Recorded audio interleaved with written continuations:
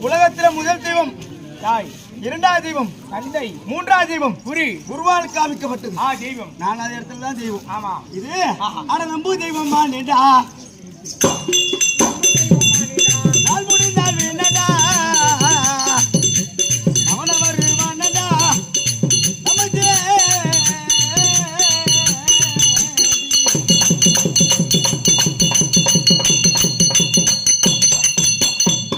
காயம் இது.